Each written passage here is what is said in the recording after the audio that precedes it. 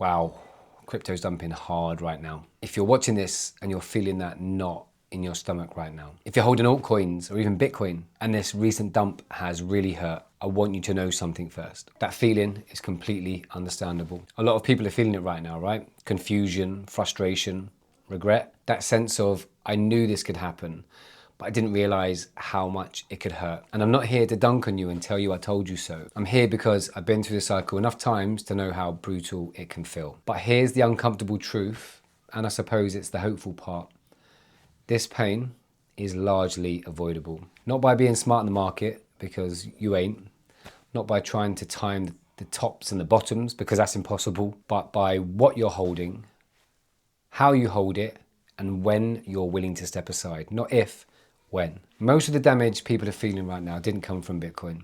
It came from being overexposed to risk, usually through altcoins when the market regime changed. And I bet those same crypto YouTubers who told you we're gonna have a banging alt season, we're gonna go to the moon, just a slight correction, buy the dip, I bet they sound a bit silly right now. And I bet you're a bit fed up and tired of it, because I'm fed up and tired of it too. The harsh reality is most of these guys, nearly all of these guys, don't have a fucking clue what is happening. We're all expecting the banana zone, right? But everyone just keeps slipping up. This is the part where a rotational mindset matters. A rotational strategy isn't about predicting the future, because that's ultimately impossible. No one can predict the future. None of these, no one on crypto, no one in YouTube or Twitter, not even me, we cannot predict the future. It's about responding to market conditions. When momentum is strong and risk is being rewarded, you participate, primarily through high quality assets like holding Bitcoin and spot, not leverage. And when momentum fades and risk starts to get punished, you step aside, you reduce your exposure, you protect your capital. And you're not trying to be clever, you're just trying to survive long enough to preserve your capital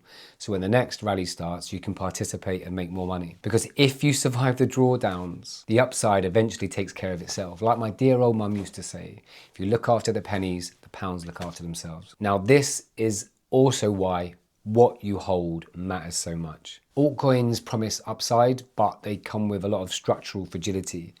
We've seen through the 2025 bull run that Bitcoin has continued to step up and up and up, and altcoins just continue to bleed against Bitcoin. Liquidity disappears fast, narratives die quickly. And in risk-off environments, they don't just fall away quietly, they completely collapse and capitulate. But Bitcoin is different, and the troubling thing is, you already know this. It's the asset that institutions care about. It's the asset liquidity flows into first and flows out of last. And it's the asset that can be held through the highs and the lows, through market cycles, only if you respect the risk.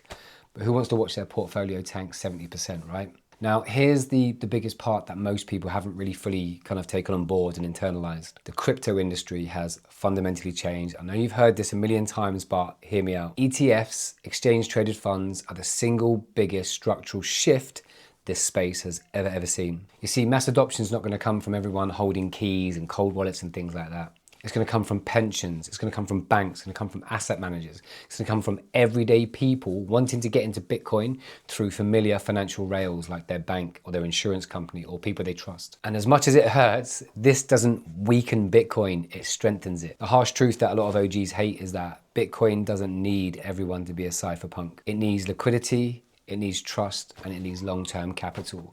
These are the things that institutions and TradFi are bringing to Bitcoin. And that's exactly what this new phase brings. So if you're hurting right now, don't beat yourself up, because you ain't the only one. And ask yourself these three things. Was I taking on more risk than I realized or wanted to admit to myself? Did I have a plan for when the market turned, or was I just hoping that it wouldn't?